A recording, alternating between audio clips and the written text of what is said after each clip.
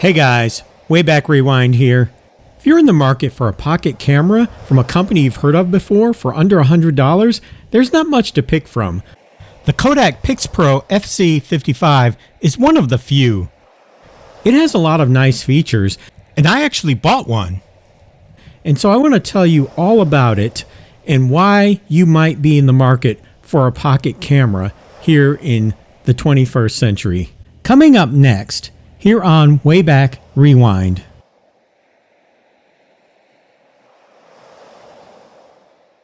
Kodak was founded in 1880 by George Eastman by selling photographic dry plates. He called his company Kodak because K was his favorite letter, and it's a totally made-up word. The first Kodak camera was created in 1886. They introduced a second one in 1888 that became wildly popular. George Eastman grew up in Rochester, New York. My loyal viewers know that this is also my hometown as well. Kodak grew rapidly in the 100 years after it was founded. Kodak at its heart was a chemical company, and the majority of the profit was in film and film processing. Historians blame Kodak for failing to embrace digital photography, and yet pivoting to digital photography would have meant shutting down their main business, and yet that is ultimately what happened. The film business dried up, bankruptcy was declared in 2012, and Kodak exited the digital camera business. In 2013, Kodak announced a deal to license the Kodak brand name and marketing rights to JK Imaging of California. So if it's been 15 years since you shopped for a pocket camera, the FZ55 might be the camera you are looking for.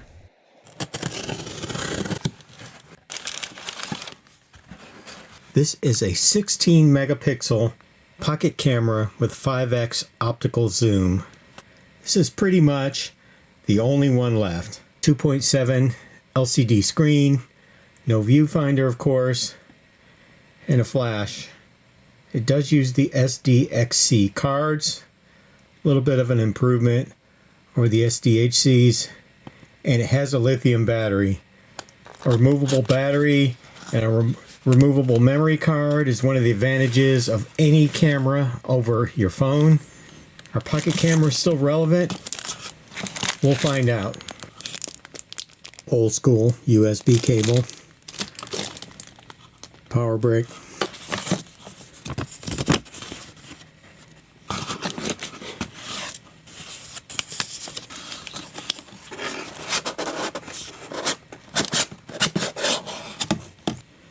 You have the battery down in there.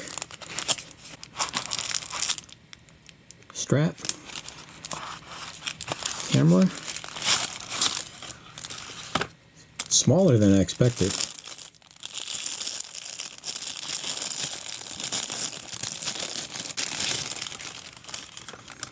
It's definitely smaller than I expected.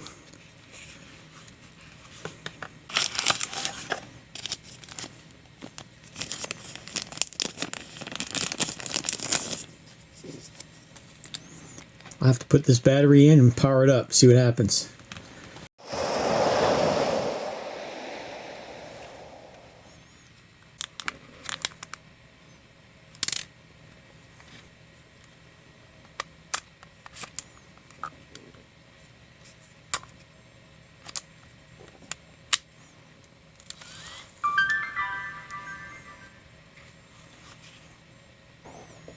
Interesting. Not bad. Not bad at all. So now let's take this camera out and see how well it performs in the field.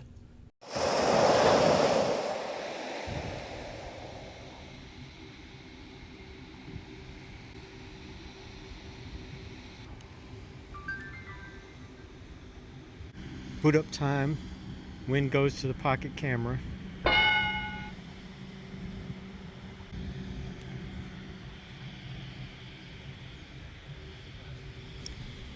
So I'm comparing my 10-year-old iPhone to this brand new Kodak FZ55.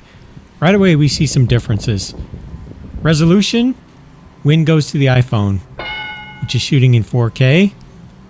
But ironically, data rate goes to the Kodak FZ55, And I'm not sure if it's actually capturing more data or if it's just less efficient QuickTime. I suspect it's the latter, but I'll give data rate win to the Kodak. And as I'm walking here, reminder, these two cameras are physically bolted to the same monopod. The stabilization win goes to the iPhone.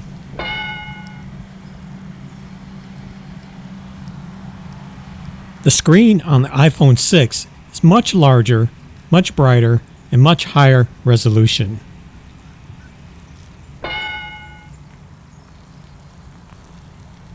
Here in deep shadow, I'm going to give a win to the Kodak. It's doing a much better job of handling this confused lighting situation.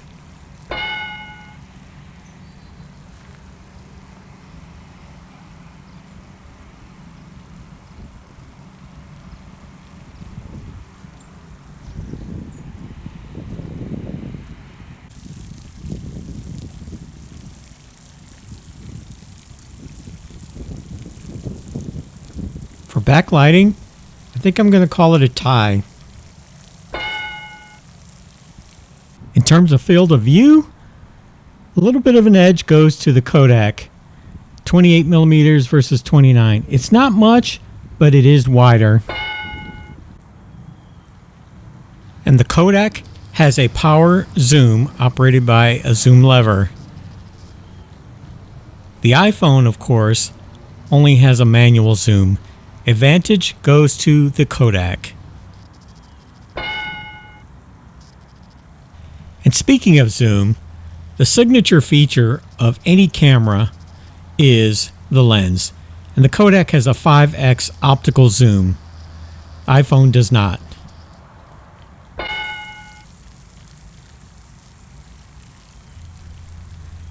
Both cameras are shooting fairly well.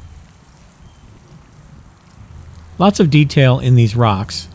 I didn't really see enough difference to call an advantage one way or the other.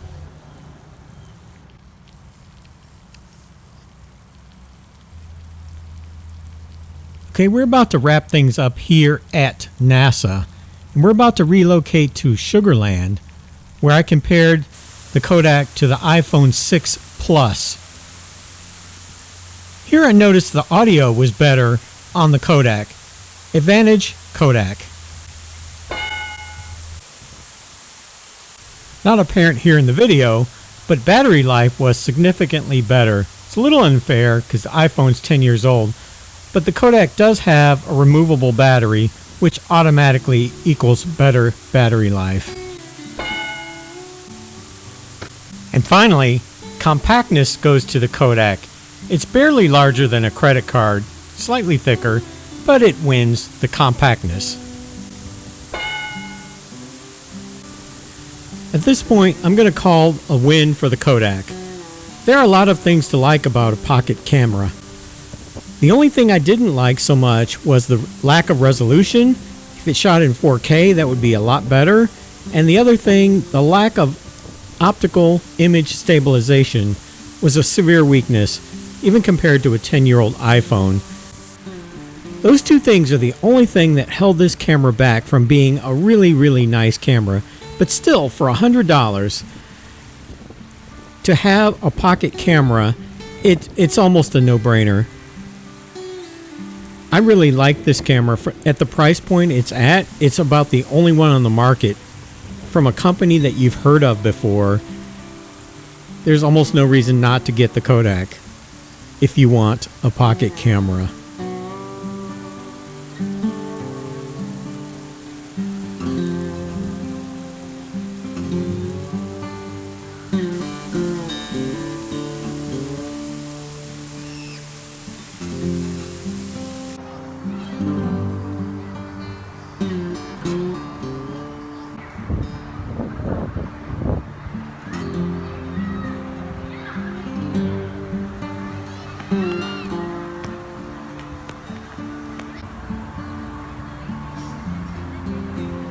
If you found this interesting, please hit the like or subscribe button, and thank you for watching.